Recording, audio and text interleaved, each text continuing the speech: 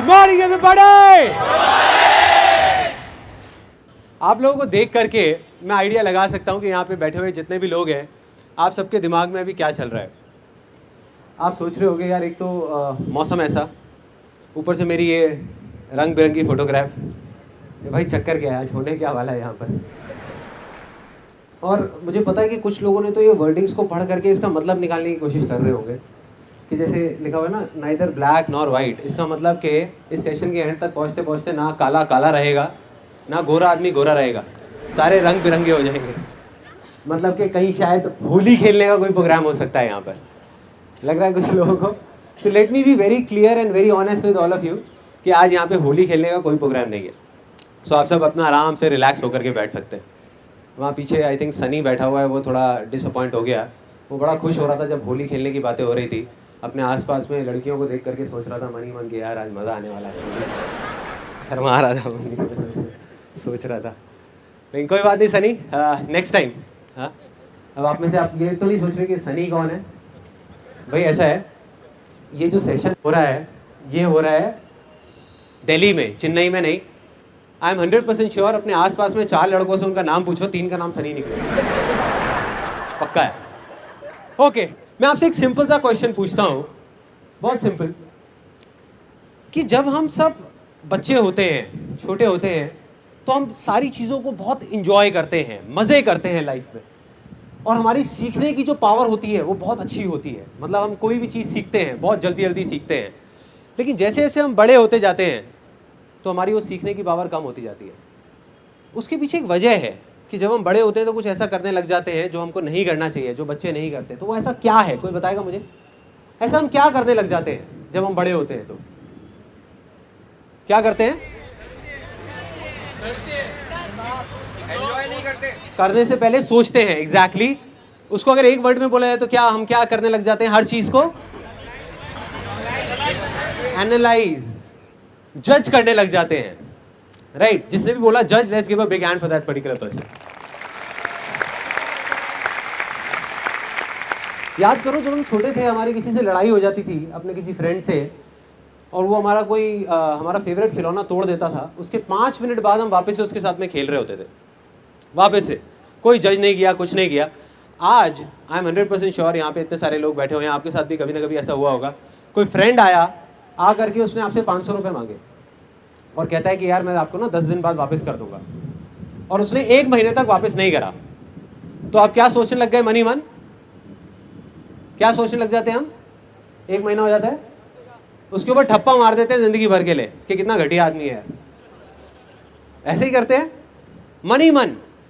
चाहे हो सकता है उसकी कोई जेन्युइन प्रॉब्लम थी जिस वजह से उसने नहीं दिया 1 महीने तक, लेकिन हम जज करते हैं, हम सीधा ठप्पा मारते हैं, हर सिचुएशन पर ठप्पा मारते हैं। सो अब हमें क्या करना है? Neither black nor white. मतलब कि आज इस सेशन में जो कुछ भी होने वाला है, मतलब जो कुछ भी, मतलब जो आप पूछने वाले हो या जो मैं बोलने वाला हूं ना, आप अपने आप को जज करके बोलना कि यार मैं सही बोल रहा हूं या गलत बोल रहा हूं। और मुझे जो बोलना होगा मैं डायरेक्ट दिल से बोलूंगा, बजाय बीच में कोई फिल्टर लगाए। लेकिन वो मैं अकेला नहीं कर सकता। उसके लिए हमें क्या करना होगा? यहाँ जितने भी लोग बैठे हुए हैं, आप सबको मेरे साथ में, मैं एक बच्चे की तरह हूँ, एक 5 साल के बच्चे की तरह आज यहाँ पे जो अजीब अजीब हरकतें करने वाला हूँ, तो आप सबको भी मेरे साथ में बच्चे बनना होगा। तो क्या सब तैयार है यहाँ पे बच्चे बनने के लिए? यस और नो? यस और नो? हाँ, तो अब हम कुछ गेम्स खेलेंगे। मैं 3 गाने गुनगुनाऊंगा एक एक करके, बच्चों वाले, छोटे बच्चों के गाने, बड़ों के नहीं है, कोई ज़्यादा सीरियस नहीं है। और उसको सुन करके आपको पहचानना है कि वो गाना कौन सा है, और सबने मिल करके उस गाने को गाना है। ठीक है? सब लोग तैयार हैं सुनने के लिए? ओके, ध्यान से सुनना और साथ में गाना है आपने। मैं गुनगुनाऊंगा, आप गाओगे।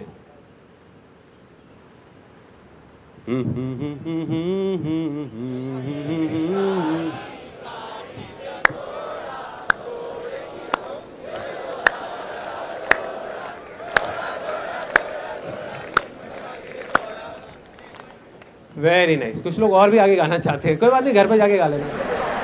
दूसरा गाना, ये पहले वाले से भी थोड़ा सा कॉम्प्लिकेटेड है, देखते हैं इसको कौन आसान बना पाता है।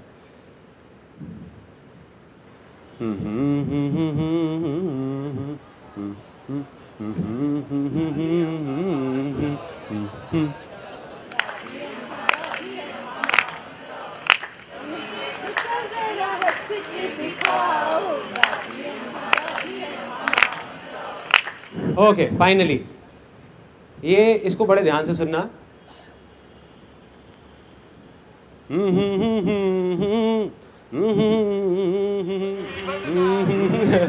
यार ये बच्चों का गाना है। एक बार दोबारा गाता हूँ, वो दोबारा से सुनने की कोशिश करना। मुन्नी बनना, बच्चों की बात कर रहे हैं, ऐसा मत करो यार। दोबारा करता हूँ, फिर दोबारा ट्राई करना।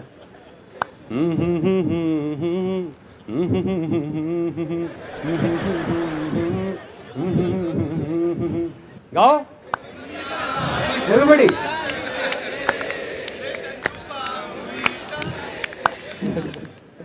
अब आप में से कुछ लोग सोच रहे हो कि बच्चे का गाना कैसे हो सकता है। ये गाना बड़ों ने ज्यादा गाया है बच्चों ने? बच्चों ने। और इस गाने को जब भी ये गाना आता है ना, तो मेरे को अपना वो एक एक्सपीरियंस याद आया था। हम राजस्थान गए थे और वहाँ पे मैं काफ़ी सीरियस कुछ डिस्कशन कर रहा था। इतनी देर में मेरा बेटा पीछे से आया, आकर के मेरे को कहता पापा। मैं कहा हाँ बेटा। पापा मुन्नी। मेरी हालत ख़राब, मैं समझ गया था वो कहाँ जाने वाला है। मैं बेटे जा तू जाके मम्मी के साथ खेल, अरे मेरे को तंग मत कर, वो देख मम्मा बैठी है। तो फिर से आया, पापा मुन्नी। मैं कहा यार क्या कर रहा है, यहाँ नहीं, घर जाके अपना आराम से, ये सही जगह नहीं है ऐसे सब कामों के लिए। कहता नहीं पापा मुन्नी। रोने लग गया, चीखने चिल्लाने लग गया। मेरी हालत ख़राब। मैं समझ गया कि यार अब मेरी ज़िंदगी का सबसे भयानक सपना सच होने वाला है, और हो गया। उसके करीबन 4-5 मिनट तक सबने घेर लिया और सब लोग तालियां बजा रहे थे। मेरा बेटा गाना गा रहा था और मैं मुन्नी बना हुआ था वहाँ पे।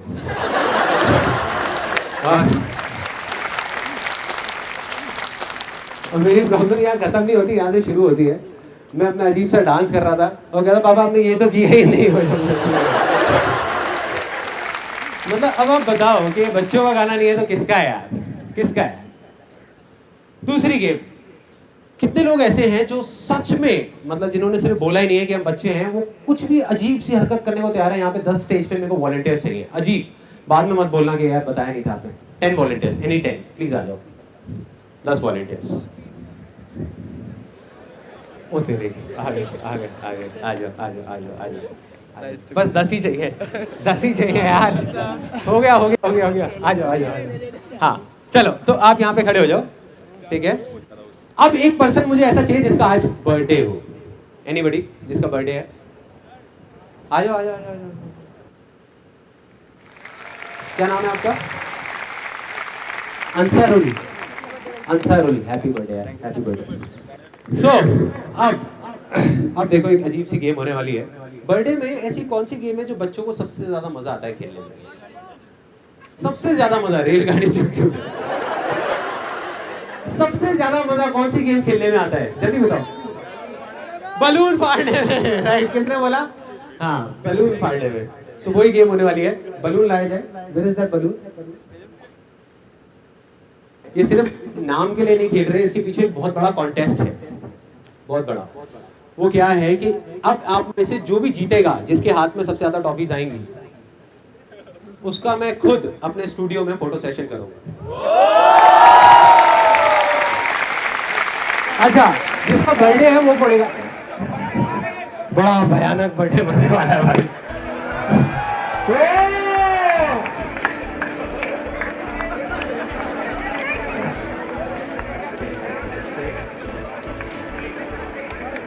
Let's give a big hand for them यार।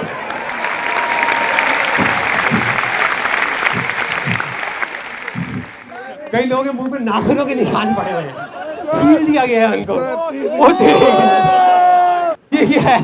कोई घर से तो नहीं लेके आया ना? And the winner is Sunil Sethi from Sirsa Haryana. Okay, बैठिए, ठीक है। बाकी लोग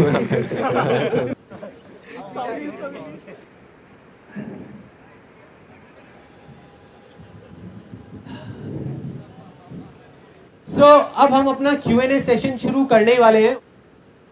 ओके, सो पहला क्वेश्चन हम निकालते हैं, दिखाइए। Okay, the name is Pooja and age is 20 years। या what's your question? I have done my diploma, then I can't understand कि what can I do. आपने डिप्लोमा किस चीज़ में किया है? Digital electronics.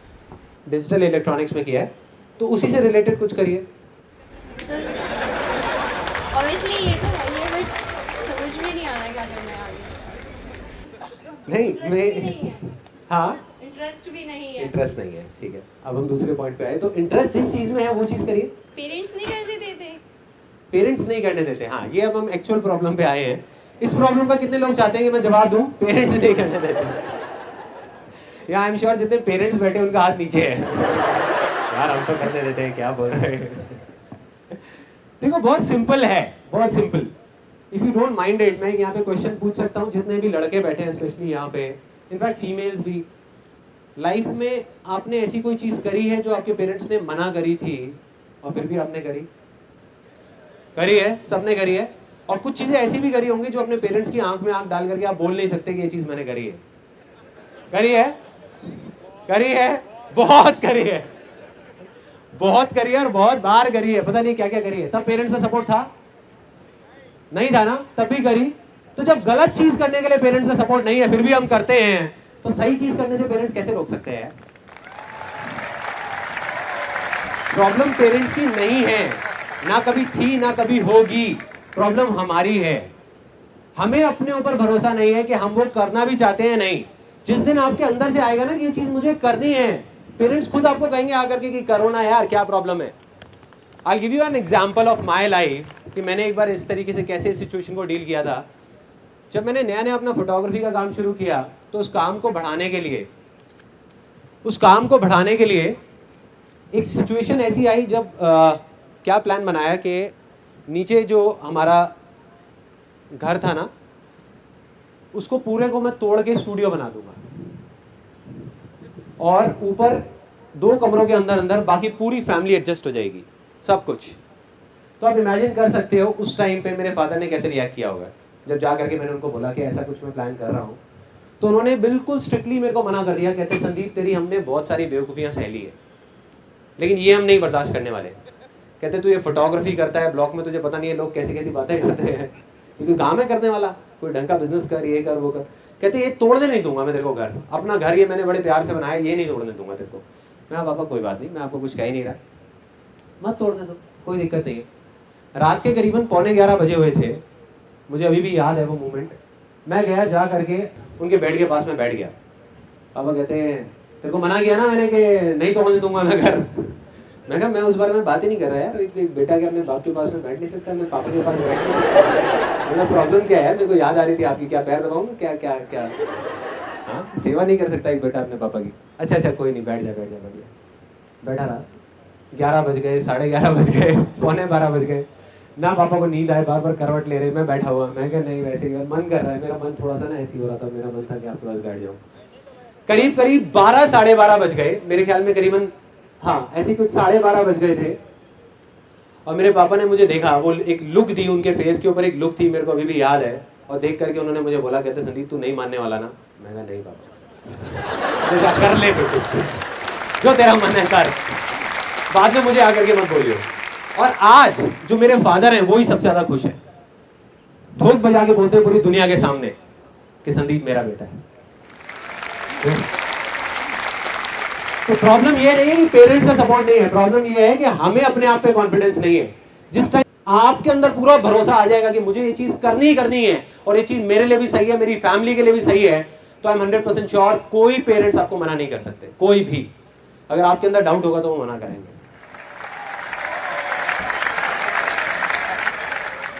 What is the next question? Okay, the name is Pooja Gaba, age 34. Sandeep, could you repeat for me for these question? अच्छा, आपका जो question है, Yeah. How would we stay positive all the time? ये बड़ा interesting question है। कितने लोगों की ये प्रॉब्लम है कि यार सारे टाइम ना पॉजिटिव नहीं रहते। ध्यान से देखो, मेरा भी हाथ ऊपर है। मैंने एक बड़ी मजेदार चीज पढ़ी थी अभी कुछ दिन पहले। मैंने स्वामी विवेकानंद की ऑटोबायोग्राफी पढ़ रहा था, उसमें उन्होंने एक बड़ा अच्छा एक्सपीरियंस बताया था। एक बार वो एक ब्रिज से जा रहे होते हैं, बहुत छोटा सा ब्रिज होता है, और दूसरी तरफ बड़ा गहरा पानी होता है, मतलब पूरा एक डैम होता है, डैम पानी का। तो उनके पीछे बंदर पड़ जाते हैं, बहुत सारे बंदर आ जाते हैं और उनको तंग कर रहे होते हैं, कभी काट रहे होते हैं, कभी कुछ तंग कर रहे होते हैं, और वो भाग रहे होते हैं अपनी जान बचाने के लिए। उन बंदरों से भाग रहे हैं। तो इतनी देर में सामने से एक आदमी बोलता है कि डरो मत इन बंदरों से, इनका सामना करो।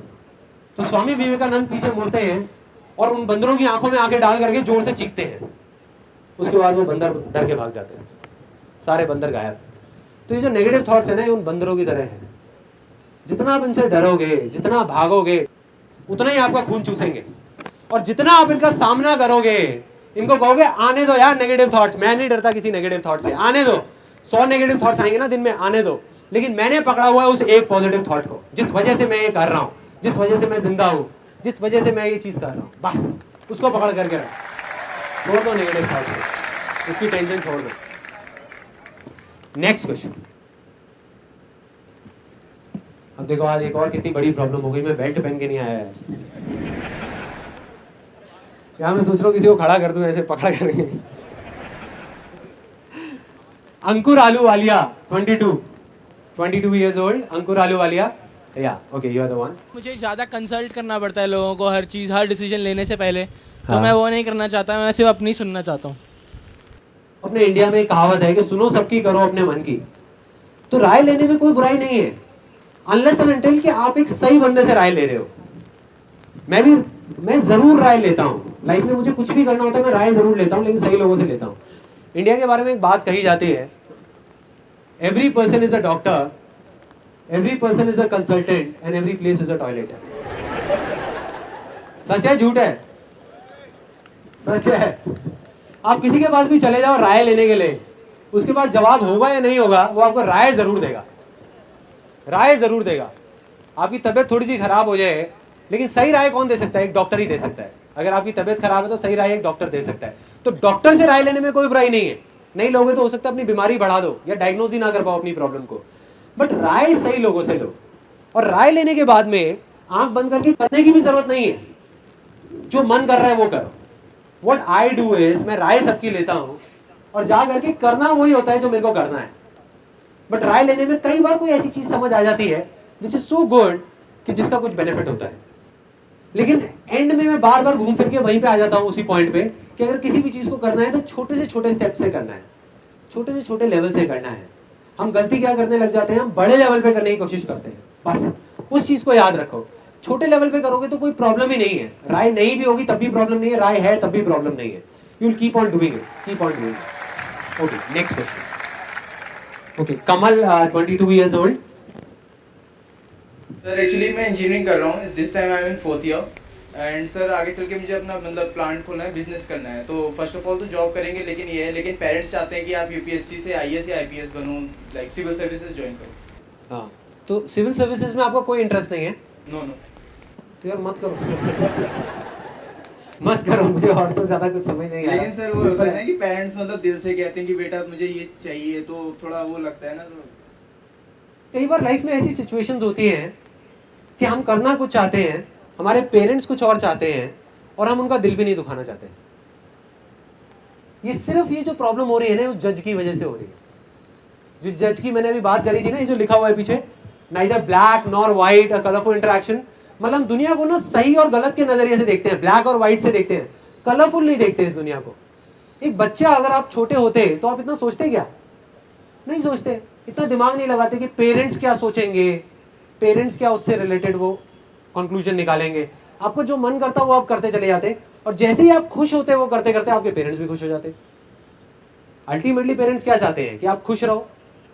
अगर मैं फ्रस्ट्रेटेड हो गया अपनी लाइफ में आईपीएस करके, तो मैं मन में गालियां निकालूंगा अपने पेरेंट्स को आज, ठीक है, और आने वाले कुछ टाइम बाद उनके मुंह पे उनको गालियां निकाल रहा हूँ। सच है, ऐसे मेरे बहुत सारे दोस्त हैं, लाइफ में फेल हो जाते हैं और सारा का सारा ब्लेम उठा करके अपने पेरेंट्स पे डाल देते हैं।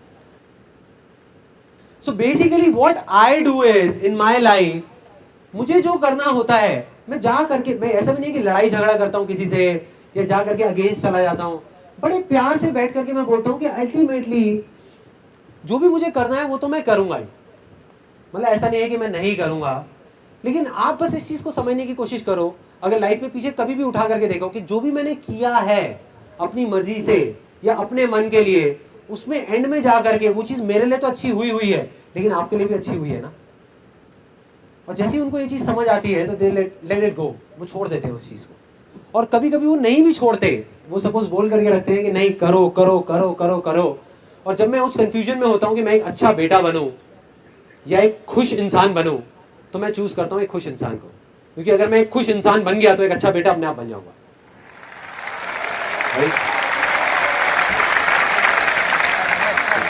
Next question, Deepak Chawla, 28 years. There is a desire in my heart that I want to start something on my own, and I don't know अंदर की आवाज़ क्या है. The only thing that I know is I want to speak in front of public and make people happy like you. But my parents don't want me to leave the job, so they just want me to get married first, then. तो एक काम करते हैं यार, मेरे को आपका question समझ आ गया, आपकी दोनों प्रॉब्लम सॉल्व कर देता हूँ, इधर आ जाओ आप। देखो करना क्या है कि बजाय ज़्यादा सोचने के एक स्टेप उठाना है ना,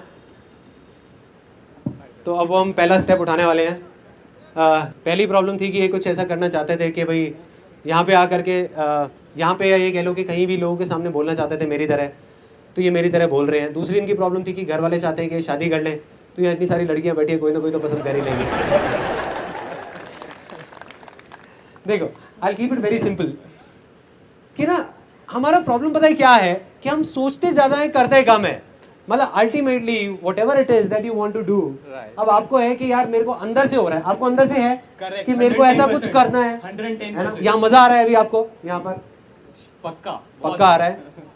all you have to do is कि अभी ये जो फीलिंग है ना, जो भी अभी आप यहाँ पे जो फील कर रहे हो, बस इसको याद रखो, इसको आप पकड़ करके रखो और आगे बढ़ने लग जाओ धीरे धीरे धीरे धीरे। मे भी अपने ऑफिस से, मे भी अपने फ्रेंड सर्कल से 4 लोगों को पकड़ो, 5 को पकड़ो, छोटा सा अपने एक स्पीच तैयार करो, कुछ बोलना शुरू करो, कुछ करने लग जाओ, है ना। और बात रही फैमिली की कि अगर वो लड़की देखने वाले हैं तो भाई वो तो आपकी कॉल, उसमें मैं कुछ नहीं कर सकता, मैं सिर्फ यहाँ तक बुला के आपकी हेल्प कर दी थी। चलो थैंक यू सो मच।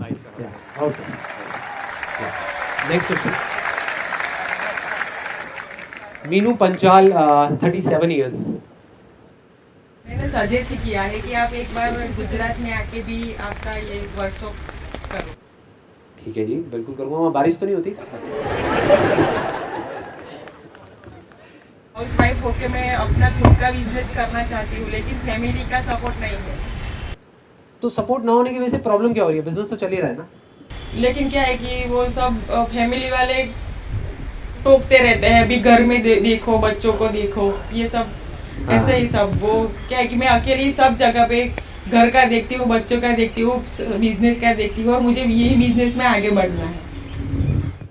आप कुछ अच्छा करने की कोशिश कर रहे हो, हाँ, है ना। आप अपने लिए, अपने बच्चों के लिए, सबके लिए कुछ अच्छा ही करने की कोशिश करो, कोई गलत काम तो नहीं कर रहे। जब आप कुछ ऐसा करोगे जो आपका पैशन है, तो अल्टीमेटली आप उन लोगों का कुछ अच्छा कर रहे हो जिनकी तरफ आपकी रिस्पॉन्सिबिलिटी है। सबसे पहले तो इस माइंडसेट को रखना है। ज्यादातर हम किस माइंडसेट को रखते हैं? हम ये सोचते हैं कि अगर हम कुछ ऐसा कर रहे हैं कि जो हमारा पैशन है, तो हो सकता है कि वो चीज़ हमारी फैमिली के लिए ठीक नहीं है। ये बहुत गलत माइंडसेट है, क्योंकि आप सक्सेसफुल लाइफ में सिर्फ तभी हो सकते हो जब आप कुछ ऐसा करोगे जो आपका पैशन है। सब लोग मानते हैं इस बात को, राइट? आपको मैं एक रियलिटी बताता हूं लाइफ की। आप कुछ भी कर लो, आप अपने आप को काट करके भी रख दोगे ना किसी की भलाई के लिए, तब भी आपको ऐसे बहुत सारे लोग मिलेंगे जो आपको पीछे से पकड़ पकड़ करके खींचेंगे। मैं आपको रियलिटी बता रहा हूं। अब उस टाइम पे डिसाइड आपको करना है कि आपको अपने आप को रोकने देना है उन लोगों को, या आगे बढ़ते रहना है। अगर आप उन लोगों को देखोगे तो आप कुछ नहीं कर पाओगे। अगर आज मैं उन लोगों को देखने लगूं जो मेरे को उल्टा बोल रहे हैं, तो मेरे अंदर क्या क्या थॉट्स आने लग जाएंगे कि यार छोड़ना, मैं क्या कर रहा हूं यार, देखो क्या हो रहा है, इसका नतीजा क्या निकल रहा है, लोग क्या क्या कर रहे हैं। लेकिन अगर मैं अपने अंदर झांक करके देखूं तो मेरे को क्या जवाब मिलेगा कि ये मैं किसके लिए कर रहा हूं? उन लोगों के लिए नहीं, मैं अपने अंदर से जो आवाज आ रही है उसके लिए कर रहा हूं। तो मुझे तो भाई चलते रहना है ना, मुझे तो करना ही है। चाहे कोई अच्छा बोल रहा है, चाहे कोई बुरा बोल रहा है, कोई फर्क नहीं पड़ता, और चलते रहो, चलते रहो। कोई आपके साथ है, कोई नहीं है। जब भी हम ये सोचेंगे ना कि सारे हमारे साथ आ जाए, वो कभी नहीं आएंगे, कभी नहीं आएंगे। Next question, Anshul Bansal, 24 years. Hi sir, कहाँ पर हैं? हेलो।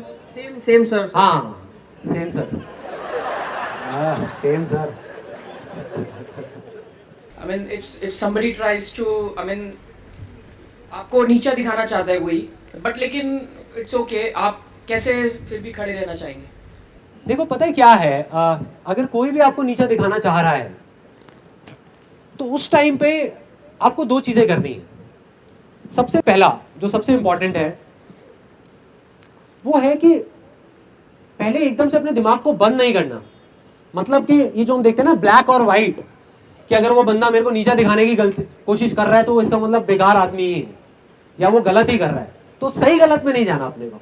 सबसे पहले तो ये देखना है कि अगर वो चीज वो कह रहा है तो हो सकता है उसमें कोई चीज सच भी हो, है ना, और कोई चीज सही भी हो, जिससे हो सकता है हमारा ही कुछ फायदा हो। क्योंकि आपको ऑनेस्टली बता रहा हूं, कुछ दो तरह के लोग हैं इस दुनिया में जो आपको मिलेंगे।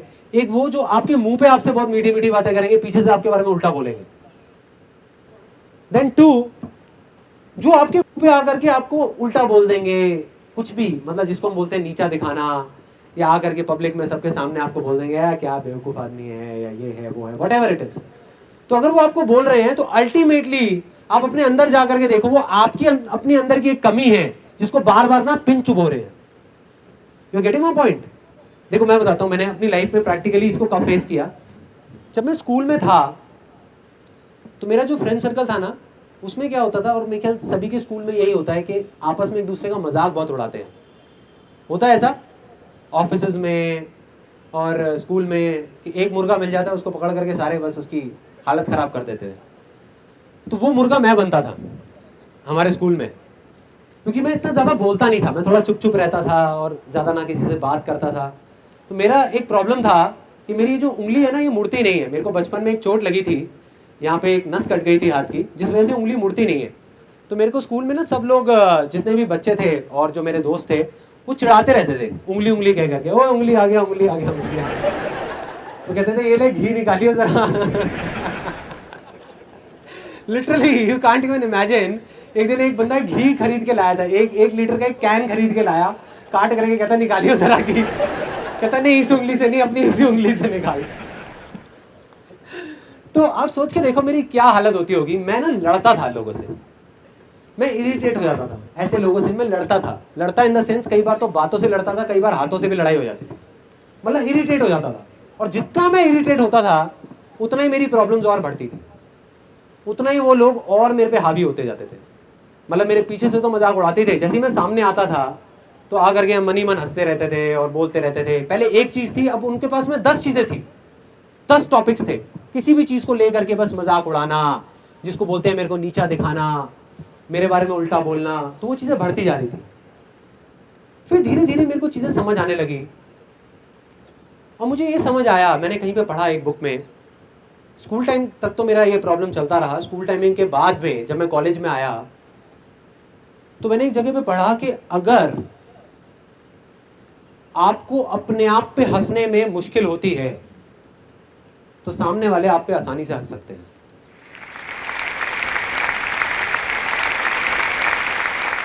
If you find it difficult to laugh at yourself, others will find it easy to laugh at you. जब मेरे को ये चीज़ समझ आई तो मैंने अपने अंदर चेंजेस लाने शुरू करे। मैंने क्या करना शुरू किया, अपना ही मजाक उड़ाना शुरू कर दिया। उसके बाद में मैं दोबारा मिलता था अपने उन स्कूल के फ्रेंड से, तो जैसे ही मैं जाता था तो मैं खुद का मजाक उड़ाता था। अगर वो एक चीज़ बोलते थे तो मैं अपने बारे में 4 चीज़ें बोलता था। मैं बोलता था देख यार, सिर्फ ये ही नहीं, मेरे तो ये भी प्रॉब्लम है। देख मैंने तो अपनी ग्रेजुएशन भी पूरी नहीं करी यार, मैं तो अंडर ग्रेजुएट हूँ, मैं तो ये हूँ, मैं तो वो हूँ। एक स्टेज ऐसी आ गई थी जब जा करके उन्होंने हाथ खड़े कर दिए। उन्होंने कहा यार क्या, इसके साथ तो मज़ा ही नहीं आता, ये रिएक्ट ही नहीं करता। You getting my point? मतलब मैंने इसका क्या सोल्यूशन निकाला कि बजाय उस चीज़ को उल्टा लेने के, तो प्रॉब्लम उनमें नहीं थी, उनका तो वो जो काम था वो कर रहे थे, प्रॉब्लम मुझ में थी, क्योंकि मैं रेजिस्ट कर रहा था उन चीज़ों को। तो जैसे ही मैंने रेजिस्ट करना बंद किया, वो चीज़ें भाग गई, सारी गायब हो गई। आज मैं उन दोस्तों से मिलता हूँ, आज भी अगर मैं उनके साथ में बैठता हूँ, मैं अपना मजाक उड़ा रहा होता हूँ, वो मेरा मजाक नहीं उड़ा रहे होते। मैं खुद बैठ करके अपना मजाक उड़ा रहा होता हूँ हर एक पॉइंट के ऊपर, कि देख मैं कितना बेवकूफ़ हूँ, कितना गधा हूँ, क्या क्या मैंने बेवकूफ़ियाँ कर रखी हैं, देख मैंने ये नहीं किया, वो नहीं किया, इसलिए कोई मेरे पे नहीं हंसता। और आज जो अपने आप पे नहीं हंस रहा, उस पे सारे हंस रहे हैं, उसको सबने पकड़ रखा है। तो यही दुनिया का असूल है यार। Next question, Chiranjit Barik, age 20 years। या ओके। सर मैं जो करता हूँ वो कॉन्फिडेंस नहीं होता कि ये सही कर रहा हूँ कि गलत। कॉन्फिडेंस नहीं होता। अगर मैं आपको सच बताऊं, सच मतलब झूठ नहीं बोलूंगा, क्योंकि मैंने आपको कहा है जो मैं बोलूंगा दिल से बोलूंगा, घुमा फिरा के नहीं, ये सोच के नहीं कि मैं सही बोल रहा हूँ या गलत बोल रहा हूँ। आज मैं भी लाइफ में इतनी सारी चीज़ें करता हूँ, आज भी इतना सब करने के बाद भी, और कई बार मुझे भी कॉन्फिडेंस नहीं होता कि वो मैं जो कर रहा हूँ वो सही है गलत है। मतलब अगर कोई भी आपको ये बोलता है ना कि मैं ये चीज़ कर रहा हूँ और मैं हर चीज़ में पूरा कॉन्फिडेंट हूँ, तो वो झूठ बोल रहा है आपको। कोई भी आदमी किसी भी लेवल पे हो, कॉन्फिडेंस की कमी सबके अंदर है। और वो कॉन्फिडेंस कब आता है, अगर मैं आपको एग्जैक्टली बताऊं, ये बहुत ब्रॉड वैसे क्वेश्चन है, लेकिन मैं आपको एक किसी सिचुएशन के अंदर बता देता हूं कि कैसे आता है कॉन्फिडेंस। पहले किसी भी चीज को आप छोटे से छोटे लेवल पे सोचो कि आप क्या कर सकते हो, छोटे से छोटे लेवल पे, और उसको कर दो। वहां कॉन्फिडेंस की कोई जरूरत नहीं है, ना कोई प्रॉब्लम है। एवरीबडी एग्रीज, यस और नो? यस। फॉर एग्जाम्पल, आपको क्या करना चाहते हो आप लाइफ में? What is it that you want to do? Army में जाना चाहते हो, ओके। सो देखो, if you want to go in army, तो आर्मी का सबसे पहला स्टेप क्या है? सबसे पहला क्या है कि आर्मी के बारे में पढ़ने लग जाओ। उसमें तो कॉन्फिडेंस की कोई जरूरत ही नहीं है। जैसे जैसे आप और उसके अंदर जाते जाओगे, आप केस स्टडीज पढ़ोगे, आप लोगों की पढ़ोगे कि वो कैसे, फॉर एग्जाम्पल आपके जैसे ही कुछ लोग किस तरीके से कहाँ से निकल करके कैसे आर्मी में गए, क्या किया उन लोगों ने। तो एक ऐसी स्टेज आएगी जब अंदर से आपकी आवाज आने लग जाएगी, जिसको हम इंस्पिरेशन बोलते हैं। और जिस दिन वो आ गई, तो आप चाहोगे भी तो अपने आप को रोक नहीं पाओगे। ज्यादातर लोग ना उस स्टेज तक पहुंचते नहीं है, पहले ही करने की कोशिश कर रहे होते हैं। उसको बोलते हैं मोटिवेशन। फॉर एग्जाम्पल, आप देखते होंगे कि कई बार कुछ करने का मन करता है, और उस टाइम तो बड़ा होता है कि यार करना है, एकदम से चार्ज अप हुए। सपोज इस सेशन से निकलने के बाद एकदम से चार्ज अप हुए और जा करके बोला कि यार अब मैं देख कल ही करता हूँ। 4 दिन बाद बैक टू नॉर्मल लाइफ, वापस से हम उसी सिचुएशन में पहुंच गए, क्योंकि दैट इज कॉल्ड मोटिवेशन। अभी अंदर से आवाज नहीं आई है, वो एक हल्का सा एक स्पार्क हुआ और आपने कहा कि करना है। जितनी तेजी से ऊपर उठे उतनी तेजी से नीचे भी आ गए। तो आपको पहले अपने आप को इस तरीके से तैयार करना है कि अंदर से ऐसी एक अर्ज आए कि वो मोटिवेशन इंस्पिरेशन में कन्वर्ट हो जाए। देखो, मोटिवेशन में और इंस्पिरेशन में क्या फर्क है? मोटिवेशन में है कि आप करना चाहते हो, लेकिन कोई है जो आपको रोक रहा है और आप आगे नहीं बढ़ पा रहे। इंस्पिरेशन में क्या होता है कि आप अपने आप को रोकना चाह रहे हो कि यार मैं किसी तरीके से रुक जाऊं, मैं नहीं करूंगा, मैं आर्मी में नहीं जाना चाहता, लेकिन फिर भी आप नहीं रोक पाओ अपने आप को। That is called inspiration. और जिस दिन वो स्टेज आ गई ना, तो उस दिन बाकी सब चीजें अपने आप आ जाएंगी। कॉन्फिडेंस अपने आप आ जाएगा, सब कुछ अपने आप आ जाएगा। That is the answer to that particular question. Next one, okay, Mahendra Kumar 23। मेरा कोई डाउट नहीं है, मैं अपनी लाइफ से बहुत खुश हूँ। चलो, let's give a big hand for this guy. Colourful interaction, right? Neither black nor white. अभी शादी नहीं हुई ना? नहीं हुई, तभी। Okay, next question. Saurabh Srivastava, 17 years। Sir मेरे पास भी कोई डाउट नहीं है, मैं भी हैप्पी हूँ, पर मैं ये सोचता हूँ कि आज जो इंडिया के पास पावर है वो यूथ पावर है, जैसा कि नरेंद्र मोदी ने भी कहा। तो मैं आपसे ये रिक्वेस्ट करता हूँ कि आज आप इस यूथ को ऐसे सजेशन दें कि ये इंडिया को ग्रोथ करने में हेल्प करें, ताकि उनका ग्रोथ हो। प्रॉब्लम क्या है, हम ना इंडिया की ग्रोथ के बारे में सोचते रहते हैं। मतलब वी थिंक कि इंडिया ग्रो हो जाए।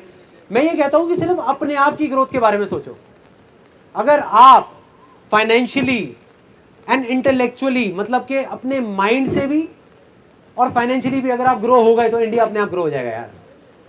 अगर आप फाइनेंशियली हो गए लेकिन अपनी सोच में नहीं हुए, तो इंडिया कभी ग्रो नहीं हो सकता। दोनों तरीके से हमको ग्रो होना है, दोनों तरीके से।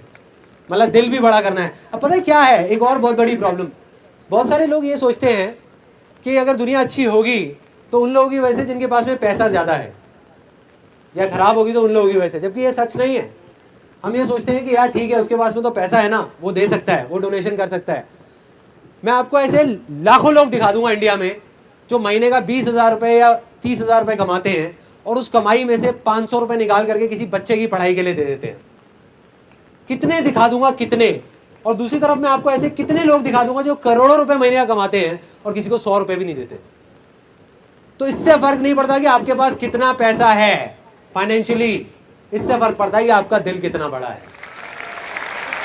तो अगर करना है तो अपने दिल को बड़ा करो, अपने दिल की सुनो, दिल की सुनो। तभी तो मैं बोलता हूं बार बार, दिल की सुनो। दिल की अगर सब लोग सुनने लग गए ना इंडिया में, तो इंडिया अपने आप बदल जाएगा यार, अपने आप बदल जाएगा, किसी को कुछ करना नहीं पड़ेगा। Next question. हाँ, जीवन गुप्ता 34 years। हाँ, okay okay. I used to open a saloon. अच्छा। I opened twice. हाँ। And I failed in it. देखिए, अगर मैं आपकी जगह होऊंगा ना और वो मैंने सैलून खोला और वो नहीं चला, तो जैसे ही वो फेल होगा मैं क्या करूंगा, मैं खुश हो जाऊंगा। अब देखो, सुनने में बड़ा अजीब लगने वाला है और मैं ये चीज करता हूं, प्रैक्टिकली करता हूं। जब भी मैं कोई ऐसी चीज करता हूं जहां मैं बुरे तरीके से फेल होता हूं, बुरे तरीके से, जब लगता है कि यार ये तो सक्सेसफुल होना ही था, जब आपने सैलून खोला होगा आपने सोचा होगा कि ये तो कामयाब होगा ही होगा और फेल हो गया, तो आदमी टूट जाता है अंदर से। मतलब कोई भी हो, मैं भी टूट जाता हूं। मैं ये नहीं कहूंगा कि मैं कोई दूसरे प्लेनेट से आया हूं, मैं नहीं टूटता, टूट जाता हूं। लेकिन जैसे ही मैं टूटता हूं मैं वापस से खड़ा हो जाता हूं और मैं बोलता हूं कि यार बस मैंने हार नहीं माननी, चाहे कुछ भी हो जाए। उठ करके वापस से खड़ा होता हूं और खड़ा होकर के अपनी जो स्पीड है उसको मैं और बढ़ा देता हूं।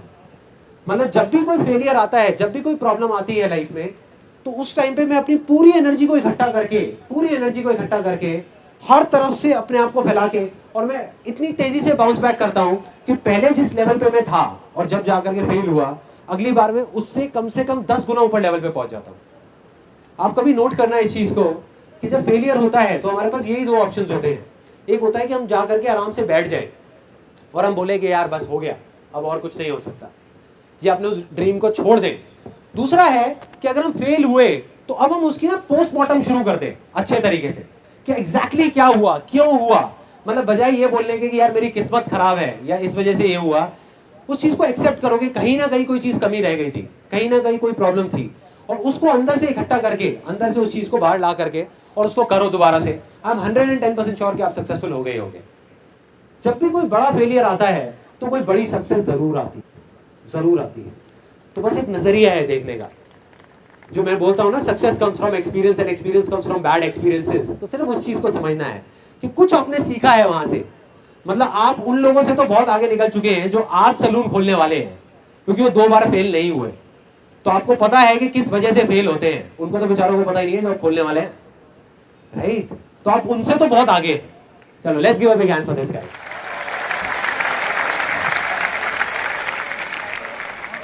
विनीत रैनाल, 36 years। एक चीज़ है कि अगर माइंड में मेरे आइडियाज़ बहुत आते हैं बट इम्प्लीमेंटेशन के वक्त कुछ कंफ्यूजन हो जाता है, उसको कैसे दूर किया जाए?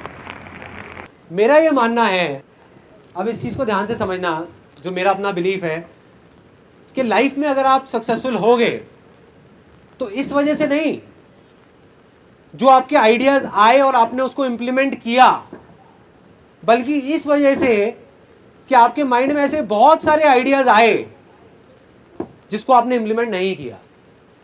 आइडियाज़ को छोड़ दो, आइडियाज़ की कोई कमी नहीं है, सिर्फ अपने अंदर जाकर के देखो कि ऐसी क्या चीज़ है जो मैं करना चाहता हूं। That is not an idea, that is the purpose of your life. अपने यहाँ पे आसपास में कुछ चीज़ें दिख रही हैं आप लोगों को, कुछ ऑब्जेक्ट्स, जैसे एक छतरी है, लाइट है, कोई भी चीज़ अगर आप ध्यान से देखो तो वो क्या है? क्या है वो? क्या वो एक आइडिया है? नहीं, आइडिया नहीं है, वो एक डिजायर है। किसी ना किसी का डिजायर था जो आज बड़ा हो गया है। किसी ना किसी का डिजायर था, मतलब किसी ना किसी का डिजायर था कि उसको छतरी का आइडिया नहीं आया था जिसने भी ये छतरी बनाई है, उसका डिजायर था कि मेरे को बारिश से बचना है, तो ये छतरी का आइडिया आया। हम क्या गलती कर रहे हैं? हम छतरियों को देख करके कह रहे हैं कि यार ये छतरी का काम करूं या मैं ये टेबल का काम करूं या चेयर का काम करूं। हम उस डिजायर की तरफ नहीं जा रहे, हम आइडियाज की तरफ जा रहे हैं कि छतरी का क्या करूं, छतरी का काम कर लेता हूं। नहीं भाई, अपने डिजायर को देखो, अंदर आपकी वजह क्या है उस काम को करने की। अगर वजह समझ आ गई तो आप ऑटोमेटिकली हजारों आइडियाज आ जाएंगे। Okay, next question. Sandeep Malhotra, 33 years. एक सेमिनार आपका अटेंड किया था, आपने कहा था कि एक शर्मीला सा लड़का जिसे स्टेज पे खड़े होकर बोलना तक नहीं आता, तो वो सफ़र जो है वो एक शर्मीला लड़के से पूरी दुनिया यहाँ सुनने आई है, वो कैसे तय किया, ये जिज्ञासा मेरे मन में है, तो मैं वो जानना चाहता हूँ। हर एक चीज के पीछे एक वजह होती है, एक वजह होती है। अगर आपको वो वजह समझ आ जाए तो आपको समझ आ जाएगा कि ये जो मैं कर रहा हूँ ये कुछ भी नहीं है। जब तक वजह नहीं समझ आएगी तो लगेगा यार ये बहुत बड़ी चीज है। फॉर एग्जाम्पल, ये जो मैं कर रहा हूँ ये कुछ भी नहीं है, मैं अभी आपको बताता हूँ क्यों। There is a friend of mine, Goonj का नाम सुना है यहाँ पे किसी ने? गूंज, he is the founder of that. उसने वो गूंज शुरू किया है।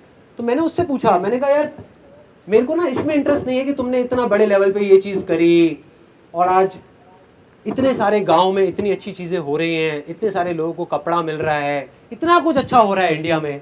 मुझे इस चीज़ में इंटरेस्ट नहीं है। मुझे इस चीज़ में इंटरेस्ट है कि ये चीज़ की शुरुआत कहाँ से हुई। उसने बताया कि मैं जब जर्नलिस्ट था तो मैं ना पुरानी दिल्ली गया था एक स्टोरी करने के लिए। तो वहाँ एक आदमी है जो काफ़ी एजेड है, वो रिक्शे पे रोज़ लाश उठाने का काम करते हैं। मतलब ठंड में जो लोग मर जाते हैं पुरानी दिल्ली साइड में, तो पुलिस वालों ने उनको कॉन्ट्रैक्ट दिया हुआ है, एक लाश का 20 रुपये या 30 रुपये ऐसे कुछ मिलता है उनको, और वो जा करके उसको छोड़ के आ जाते हैं। उसके बाद में उसकी छोटी सी बेटी ने एक ऐसी बात बोल दी जिसकी वजह से मेरे अंदर वो बारूद भर गया जो कभी ना कभी तो फटना ही था, और वो फट गया और गूंज बन गया। क्या बोला उस बच्ची ने? कहती कि जब ठंड ज़्यादा होती है ना तो कई बार मैं क्या करती हूँ, छोटी सी बच्ची, सोचो ज़रा, कि ना एक लाश से लिपट करके सो जाती हूँ। एक लाश से लिपट करके सो जाती हूँ क्योंकि कम से कम वो लात नहीं मारती, वो मारती नहीं है पलट करके। और ये सच्ची कहानी है। मतलब हम यहाँ पर, हमें नहीं पता कि कैसे कैसे लोग क्या क्या टाइम देख रहे हैं, क्या क्या कर रहे हैं।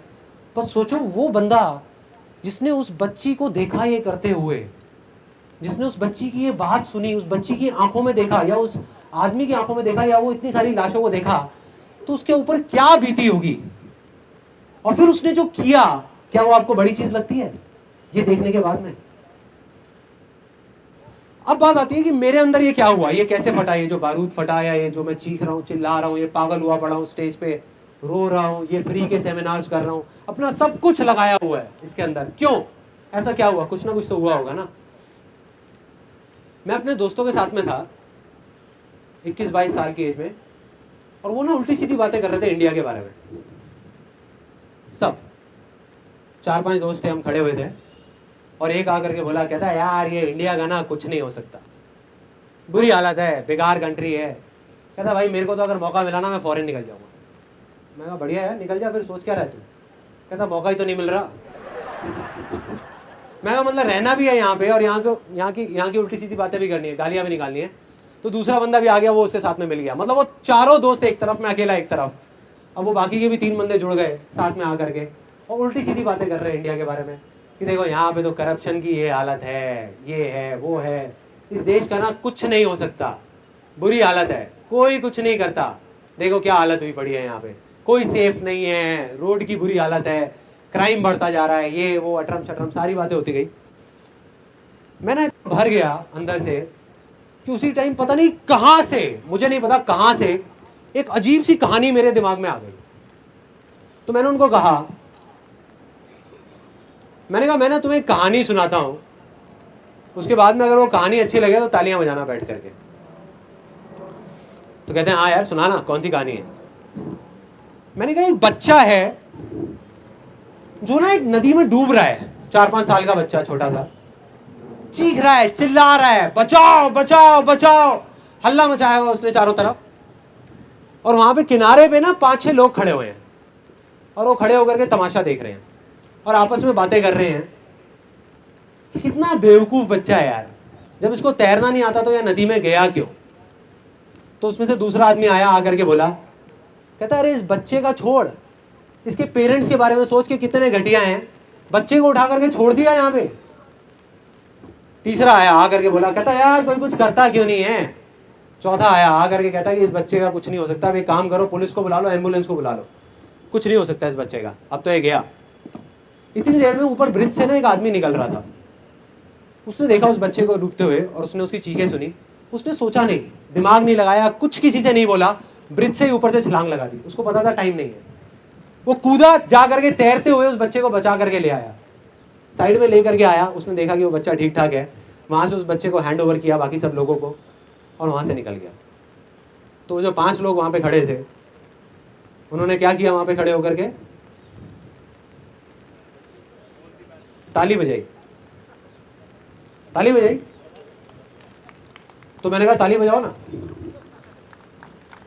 अपने उन दोस्तों को मैंने बोला तुम ताली बजाने के लिए तैयार हो जाओ, क्योंकि मैं खड़े होकर नहीं देखने वाला।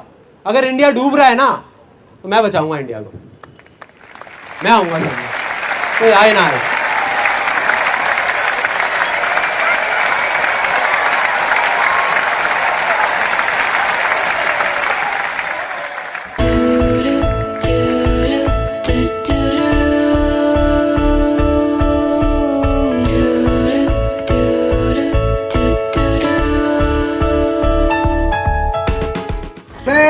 आज से 10 दिन पहले से ये नहीं जानता कौन संती मिस्त्री है, किस खेत की मूली है।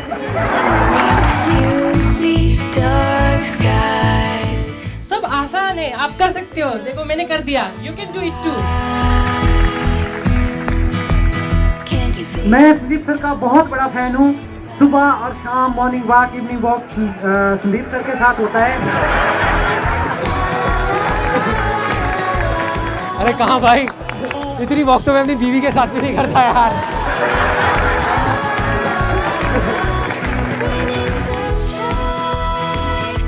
मैं आपका जो वर्ल्ड रिकॉर्ड है वो तोड़ना चाहता हूँ।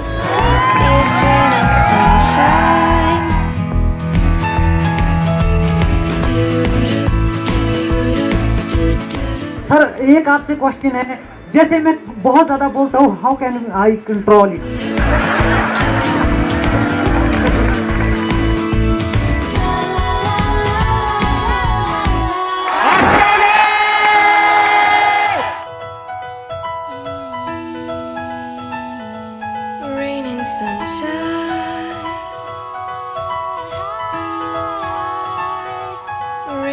Sunshine.